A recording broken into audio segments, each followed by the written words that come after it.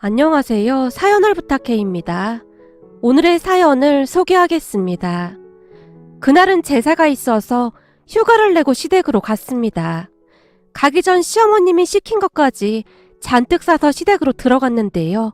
시누이가 놀란 토끼눈이 되어 제게 물었어요. 어머, 작은 새언니, 여긴 왜 왔어요? 얘가 지금 무슨 말을 하고 있는 거야? 오늘 제사니까 며느리가 당연히 참석을 하는 거지. 그런 걸 왜 묻고 있어? 설마 엄마가 부른 거야? 엄마 지금 제정신이야? 얘가 뭐라는 거야? 엄마한테 못하는 소리가 없어? 그렇잖아. 지금 작은 새언니가 제사에 참석할 정신이겠어? 설마 엄마가 부른 거 아닌 거지?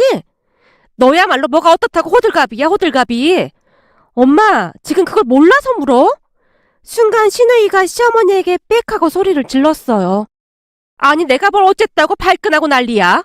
제사에 며느리가 참석하는 게 당연한 거지. 안 그러니 큰애야? 그럼요. 결혼을 했으면 며느리 본분을 다해야 하는 게 맞는 거죠. 지금 당장 뭐 어떻게 되는 것도 아닌데 저도 아가씨가 너무 오버하는 것 같네요. 큰새 언니도 그러는 거 아니에요.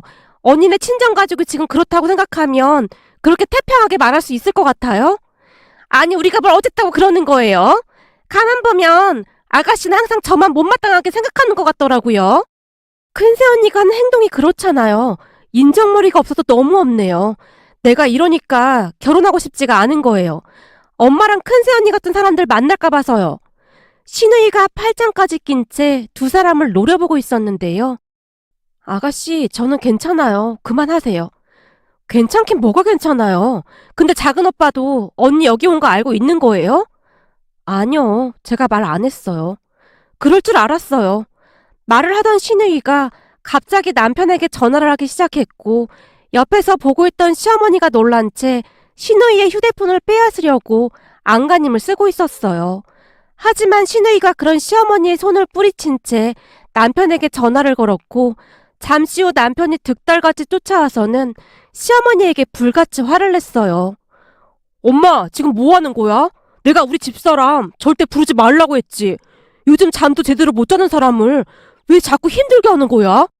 그럼 제사 음식을 네 형수 혼자 다 하라는 거냐? 며느리가 둘인데 같이 해야 할 거 아니야. 지금 우리 집사람이 그럴 상황이야? 그리고 지수까지 휴가 내고 돕고 있는데 왜 굳이 우리 집사람까지 부르냔 말이야. 한 번만 더 그러면 나도 가만 안 있을 테니까 그런 줄 알아. 엄마 용돈 그거부터 다 끊어버릴 테니까 각오해. 남편 성격이 워낙 어마무시했기에 시댁 가족들 모두 눈치만 볼 뿐 아무런 말도 못하고 있었는데요. 남편이 사업을 하고 있었기에 양가에 용돈을 많이 드리고 있었거든요. 시어머니는 그런 부분 때문에 항상 남편 눈치를 보곤 했는데요. 정작 남편에게 받은 돈은 아주버님 부부에게 다 주고 있다는 것을 모두가 알고 있었어요. 시어머니의 장남 사랑은 대단했거든요. 그랬기에 시어머니와 아주버님 부부는 남편 눈치는 많이 봤지만 제게는 함부로 하곤 했는데요. 사실 시어머니는 처음부터 저를 마음에 들어 하지 않았어요. 시어머니가 저를 마음에 들어 하지 않았던 이유가 참 황당하기만 한데요. 제게는 저와 똑같이 생긴 여동생이 한 명 있거든요. 그러니까 한마디로 여동생과 저는 한날 한시에 태어난 쌍둥이입니다. 첫 인사를 드리러 가던 날 쌍둥이라는 말을 듣자마자 시어머니가 놀라서 외쳤어요. 그럼 얼굴이 똑같이 생겼다 그 말인 거니? 맞아. 둘이 진짜 똑같이 생겼어. 처음에는 나도 헷갈렸다니까. 아니, 많고 많은 사람 중에서 왜 하필 쌍둥이랑 결혼을 한다는 건지. 그냥 평범한 게 제일 좋은 건데 쌍둥이가 뭐야, 쌍둥이가. 엄마, 무슨 그런 말이 있어. 쌍둥이가 뭐가 어때서. 놀란 시누이가 수습하기 위해 애쓰고 있었는데요. 아니, 아무래도 쌍둥이는 좀 그렇지. 딱히 어떠한 이유도 없이 시어머니는 제가 쌍둥이라는 이유만으로 탐탁지 않아 했습니다. 그랬기에 남편이 없을 때는 대놓고 제게 싫은 티를 내기도 했고요. 사실 그날도 제사를 지내러 오라던 시어머니에게 제가 못 간다고 말을 했었는데요. 얼마 전 제 동생이 암 수술을 받은 뒤라 충격이 이만저만이 아닌 상태였거든요. 제 동생이 암에 걸리고 얼마 뒤 만난 시어머니가 저를 구석으로 끌고 가더니 싫은 티를 내며 말했어요. 얘, 지금 네가 힘든 건 알겠지만 꼭 그렇게 울상을 하고 있어야겠니? 네 친정일로 괜시레 우리 집까지 우울하게 만들지 말고 인상 펴라. 그래서 내가 쌍둥이가 그렇게 마음에 안 든 거야. 옛날부터 보면 쌍둥이 하나는 먼저 세상을 뜬다는 말도 있거든. 그래도 쌍둥이 중 네가 아니어서 얼마나 다행이니? 그니까 좋게 좋게 생각해라. 시어머니가 토시 하나 틀리지 않고 그렇게 말을 했어요. 그 바람에 제가 그만 참지 못하고 버럭하고 말았는데요. 어머님, 진짜 너무하시는 거 아니에요? 어떻게 그런 말을 하실 수가 있어요? 어머님 자식이 아팠어도 그렇게 말씀하실 수 있을까요? 아니, 얘가 어디서 눈을 동그랗게 뜨고 대들어 대들긴. 아이고, 며느리한테 이런 대접이나 받고 내가 인생을 헛살았구나, 헛살았어. 네가 그동안 착한 척이란 척은 다 하면서 연기하고 있었구나. 시어머니가 갑자기 대성통곡을 하기 시작했고 놀란 가족들이 급히 뛰어왔는데요. 그러면 그럴수록 시어머니는 더욱 목소리를 높인 채 통곡을 했어요. 시어머니가 얼마나 야비했냐면 말이죠.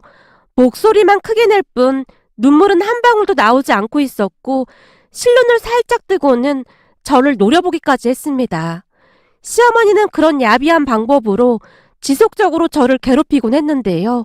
거기에 형님까지 합세해서 더욱 힘들게 했습니다. 그랬기에 저는 될 수 있으면 두 사람을 피해 다니려고 노력하고 있었어요. 그날도 제사 며칠 전부터 전화는 물론이고 직접 찾아오기까지 했는데요.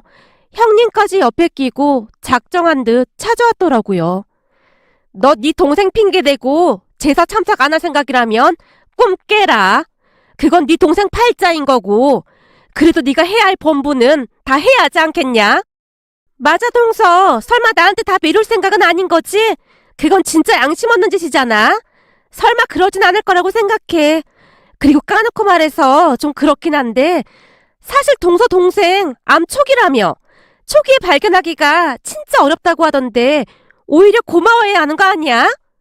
형님도 시어머님과 별반 다를 바가 없는 그런 사람이었기에 입에서 나오는 대로 말을 하곤 했습니다.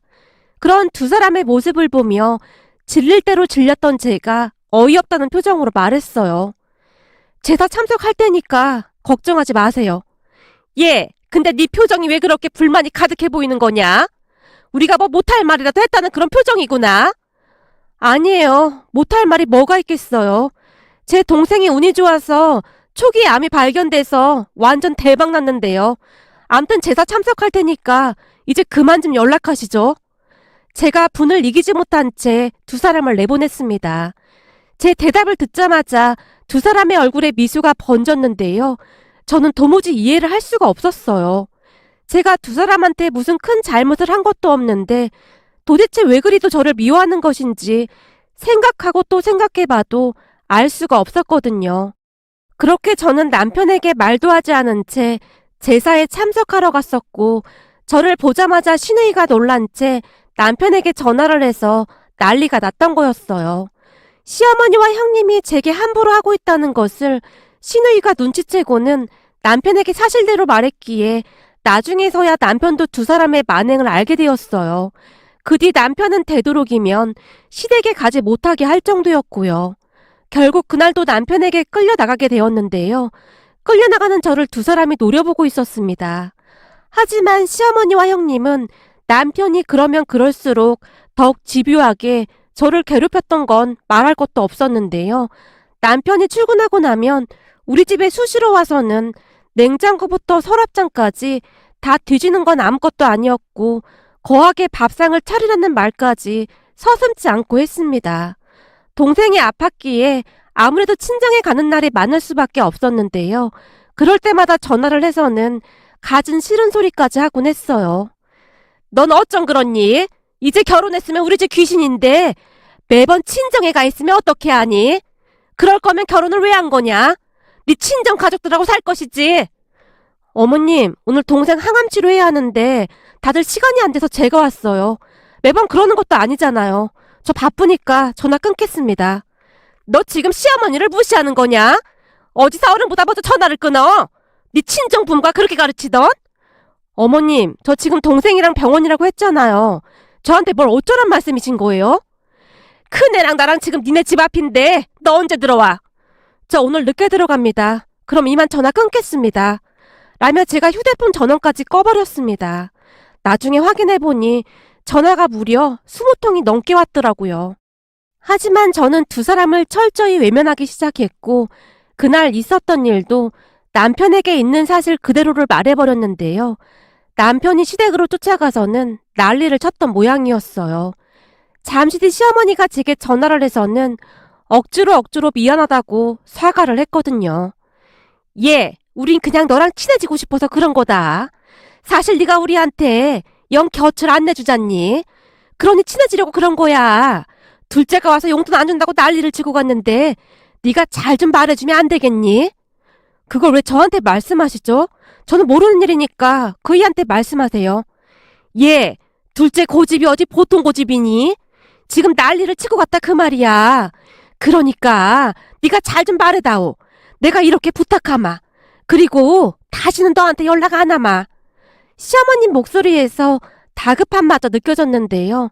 한 번 한다면 하는 남편이었기에 아무래도 잔뜩 겁을 집어먹은 듯 해보였습니다. 아무래도 남편이 시어머니가 제게 직접 사과를 하지 않으면 매달 주던 생활비를 바로 끊어버리겠다고 했다네요. 시어머니의 전화를 받고 그냥 모른 척 할까 하다가는 다시 생활비를 드리기로 했는데요. 남편 사업이 잘 되고 있었기에 그 정도 돈은 아무것도 아니었고 친정에도 동일한 금액을 드리고 있었기에 남편에게 항상 미안한 마음뿐이었거든요. 그렇게 시어머니가 사과를 한 뒤 한동안은 조용하게 지냈는데요. 그러던 어느 날 기가 막힌 일이 일어나고 말았습니다. 늦은 밤 신우이가 제게 전화를 걸어왔거든요. 작은 새언니, 밤늦게 죄송해요. 혹시 통화 가능하세요? 네, 아가씨. 괜찮아요. 근데 이 밤중에 무슨 일이에요? 작은 오빠도 옆에 있나요? 아무리 전화를 걸어도 통화가 안 돼서요. 그이는 아직 안 들어왔어요. 오늘 거래처 사람들 만난다고 했어요.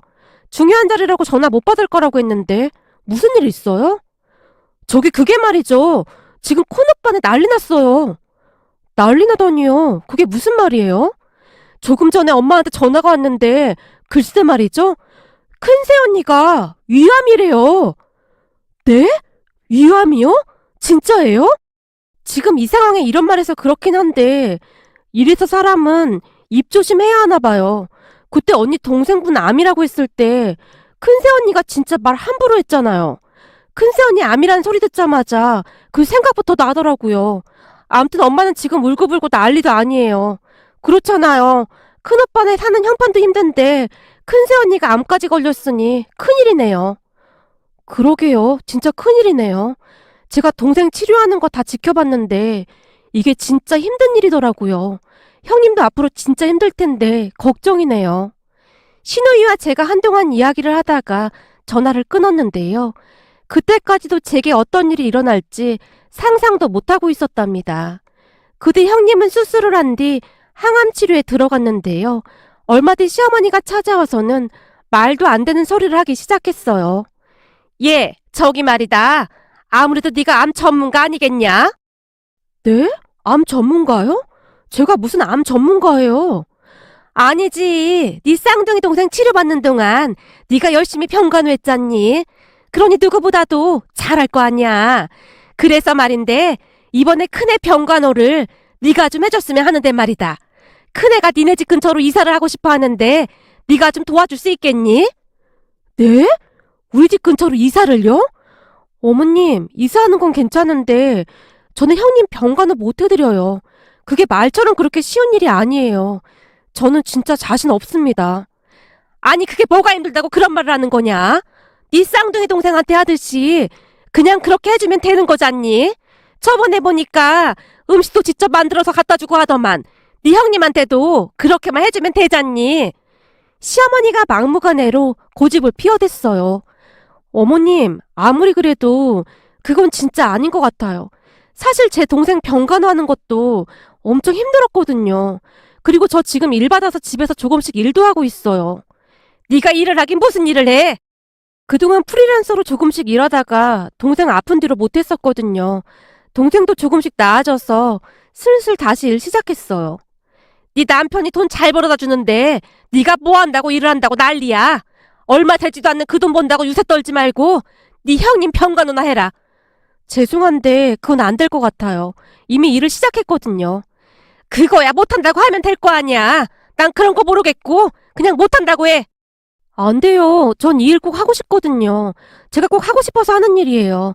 그 일랑도 이미 얘기 다 끝난 거니까 더 이상 말씀 안 하셨으면 좋겠습니다. 야, 너 내 말이 우스워? 그럼 큰애는 어쩌란 말이야? 어머님, 형님 병간호를 왜 자꾸 저한테 말씀하시는 거예요? 너 진짜 서운하게 말하는구나. 네 말대로라면 네 친정 가족만 가족이고 우리는 가족도 아니다 그 말인 거냐? 지금 그런 말이 아니잖아요. 아무튼 저는 못하니까 그렇게 알고 계세요. 간혹가다 한 번씩 들러볼 순 있는데 매일 하는 건 저도 힘들 것 같아요. 뭐 못해? 네가 네 남편 믿고 그러나 본데 그럼 어디 한번 해보자꾸나. 시어머니가 고래고래 소리를 질러댔습니다. 제가 못하겠다고 딱 잘라서 말을 한 이유가 있었는데요. 만약 조금이라도 여지를 남겼다가는 모든 걸 저한테 다 맡길 게 분명해 보였거든요. 그랬기에 차라리 처음부터 딱 잘라 말하는 것이 낫다는 생각이 들었어요. 하지만 제가 딱 잘라서 거절을 하자마자 시어머니가 마치 미친 사람 마냥 고래고래 소리를 지르며 방바닥에 그대로 드러누워 버렸는데요. 제가 그만하라고 몇 번이나 말렸지만 아무런 소용이 없었습니다. 결국 아래 집에서 시끄럽다고 쫓아오기에 이르렀고 자포자기한 심정으로 제가 남편에게 전화를 걸어서 모든 사실을 얘기하고 말았어요. 아무리 말려도 말을 듣지 않는 시어머니를 도무지 감당할 수가 없었거든요. 잠시 후 남편이 혼비백산한 채 뛰어들어왔는데요. 남편이 현관문을 열고 들어올 때까지 시어머니가 방바닥에 누운 채 소리를 질러대고 있었어요. 엄마, 지금 뭐 하는 거야? 우리 둘째 아들 왔니? 얘, 내 말 좀 들어봐라. 글쎄 네 처가 말이다. 시어머니가 여전히 대자로 누운 채로 남편에게 말을 하기 시작했고 남편은 선 채로 시어머니를 내려다보고 있었어요. 너도 알다시피 네 형수가 지금 암에 걸렸잖니? 근데 네 처가 병간호를 못해주겠다고 하잖니? 아니 형수님 병간호를 왜 우리 집사람이 해줘야 하는 건데? 생각해봐라. 네 처가 암 전문가 아니냐. 그러니 해줘야 하는 게 당연한 거지. 근데 못해준다고 딱 잘라서 말을 하잖니? 저 못해 처먹은 것이 친정 식구만 가족이고 시댁 식구들은 그냥 남이라고 생각하고 있다는 거 아니겠냐? 어쩌면 저렇게 냉정할 수가 있어. 사람이라면 그렇게 못한다. 엄마랑 형수님이 그동안 우리 집사람한테 한 건 생각이 안 나나 봐. 우리 처제가 암 걸렸다고 했을 때 뭐라고 했어? 쌍둥이 중 한 명은 먼저 죽는다는 등 그까지 남촉이 가지고 유세를 떤다는 등 막말이란 막말은 다 해놓고 지금 병간호라는 말이 나와? 엄마랑 형수님이야말로 진짜 철면피 중에 철면피네. 사람들이 어떻게 그럴 수가 있어? 그건 답답하니까 그냥 한 말이지. 뭘 그런 걸 다 담아두고 있어. 그런 건 그냥 한 귀로 듣고 한 귀로 흘러버리면 되는 거지. 그걸 어떻게 한 귀로 듣고 한 귀로 흘러버려? 두 사람 다 진짜 양심도 없네. 암튼 우리 집사람 앞으로 일도 해야 해서 형수님 병간호 못하니까 그런 줄 알아.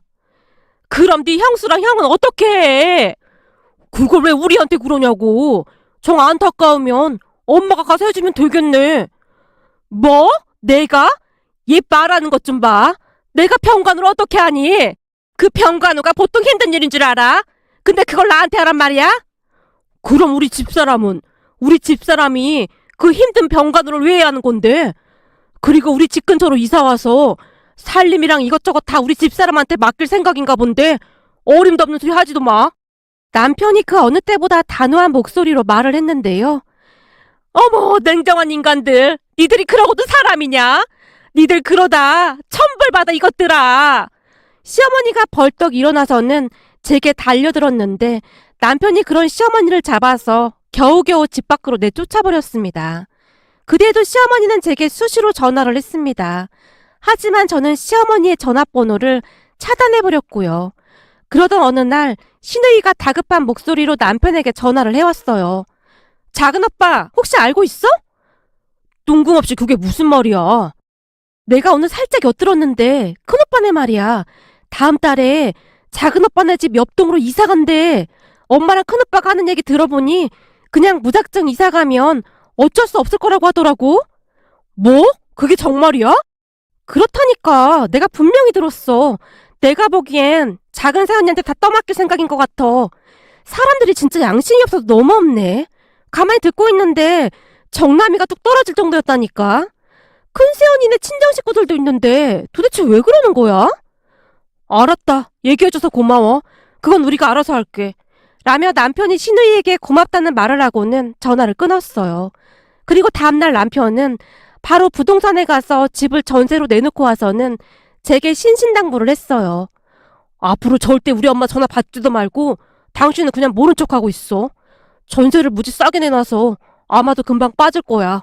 집 빠지면 우린 바로 이사 갈 거니까 그런 줄 알고 있어. 뭐? 이사를 간다고? 이렇게 갑자기? 그럼 이대로 가만히 있어? 형이랑 형수님 여기로 이사 오면 당신을 종마냥 부려먹고도 남을 사람들이야. 더하면 더했지 절대 덜하지 않을 거야. 그러니까 마주치지 않는 게 상책이야. 그래도 형님이 아프다고 해서 조금 마음에 걸리긴 해. 처제 아프다고 했을 때 형수님이 뭐라고 했어? 그까짓 암초기 가지고 뭘 그러냐고 했잖아. 난 그때 이미 정이 뚝 떨어졌어. 진짜 가족만 아니었으면 얼굴 안 보고 살고 싶더라고. 남편의 말에 울컥하고 말았는데요. 그동안 동생 때문에 마음고생을 많이 한 걸 알고 있었기에 남편이 더 그러지 않았을까 싶었거든요. 그렇게 얼마 뒤 정말이지 순식간에 집이 나갔고 우리는 친정 근처로 이사를 했습니다. 남편 회사가 친정과 가깝기도 했고 착한 남편이 동생 잘 챙기라며 다시 한번 배려를 해줬거든요. 하지만 우리가 이사했다는 걸 꿈에도 모르고 있던 형님 부부가 이사를 했던 모양인데요. 며칠 후 우리가 이사했다는 것을 알게 된 아주버님과 형님 그리고 시어머니까지 난리가 난 채 남편에게 연락을 했던 것 같았어요. 남편이 전화를 받자마자 귀가 아플 정도로 소리를 질렀다네요. 이라고도 니들이 인간이야? 어쩜 사람의 탈을 쓰고 이럴 수가 있냐? 피를 나는 형제끼리 어쩌면 이럴 수가 있어? 그러게 이사하지 말라고 했잖아. 그리고 형수님 병원비 쪽으로 형한테 돈 보내놨으니까 앞으로 우리 찾지 마. 나도 이제 지긋지긋하니까. 그동안 집에 그 정도 했으면 나도 할 만큼 한 거 아니야? 사실 형은 엄마 아버지가 다 알아서 해줬는데 난 대학도 내가 벌어서 다니느라 졸업도 한참 걸렸잖아. 그 뒤에도 나한테는 관심도 없었고 그리고 결혼할 때도 형한테만 돈 보태줬잖아. 그런데도 난 엄마 아버지 생활비 매달 보냈어. 나도 이 정도면 할 만큼 했다고 생각해. 이제부터는 생활비 못 보내니까 그런 줄 알아. 뭐? 생활비를 못 보낸다니? 그럼 어쩌라는 말이야? 어쩌긴 뭘 어째. 엄마 아버지도 돈 벌어야지. 우리 장인 장모님은 지금도 열심히 돈 벌고 계셔. 그니까 엄마 아버지도 돈 벌어야지. 언제까지 나한테 손만 벌리고 살 거야? 얼마 전에 장인 장모님이 나한테 통장 하나를 주시더라. 그게 무슨 통장인 줄 알아? 그동안 내가 생활비 쪽으로 보내준 거 고스란히 다 모아서 주신 거야. 사위가 고생해서 번 돈이라고 한 푼도 안 쓰고 말이야. 내가 그거 보는데 눈물이 쏟아지더라. 엄마 아버지한테 내가 자식이긴 했던 거야? 남편이 속에 담아두었던 말들을 그대로 다 쏟아낸 모양이었어요. 그렇게 우리는 시댁과 완전히 연락을 끊고 살게 되었습니다. 한 몇 달간은 시어머니가 남편 회사에 몇 번이나 쫓아왔지만 남편이 눈 하나 깜빡하지 않자 나중에는 포기를 한 모양인지 잠잠해지더라고요. 그 뒤 시누이에게 들어보니 형님은 치료를 잘 받고 형님 친정에서 요양을 하고 있다고 하더라고요. 시누이가 어이없다는 듯이 전화를 해왔거든요. 아니 큰 새언니네 친정에 있는데 왜 작은 새언니를 그렇게 들들 볶았는지 모르겠네요. 작은 오빠가 딱 잘라버린 건 잘한 거예요. 안 그랬음 얼마나 힘들게 있겠어요? 그렇게 잘해줄 때 고마운 줄 알았으면 얼마나 좋았을까 싶네요. 도대체 우리 엄마가 왜 그러는지 모르겠어요. 라는 말을 했거든요. 형님 친정 가족들이 버젓이 있었음에도 왜 저를 못 부려먹어서 안달이 났던 것인지 저는 지금도 이해가 되질 않습니다. 암튼 그 뒤 시어머니가 다른 사람 전화로 우리 부부에게 몇 번이나 연락을 해왔지만 우리는 아예 연락을 끊고 살고 있습니다. 그동안 남편도 워낙 마음고생을 많이 했던지라 별 미련도 없어 보였어요. 친정 가족들만이 남편을 안쓰럽게 생각하며 챙기고 있는데요. 얼마 전에는 제 동생이 시간 나는 대로 틈틈이 뜨개질로 목도리를 직접 짜서 남편에게 선물을 해줬어요. 그냥 사서 주는 것도 좋겠지만 정성이 담긴 선물을 하고 싶었다고 하더라고요. 그런데 동생에게 선물을 받은 남편이 목도리를 두르고는 눈물까지 글썽이며 아이처럼 좋아했답니다. 앞으로는 남편이 맘 편히 살아가길 간절히 바라봅니다. 오늘의 사연은 여기까지였습니다. 즐겁게 보셨다면 구독, 좋아요 부탁드립니다. 고맙습니다.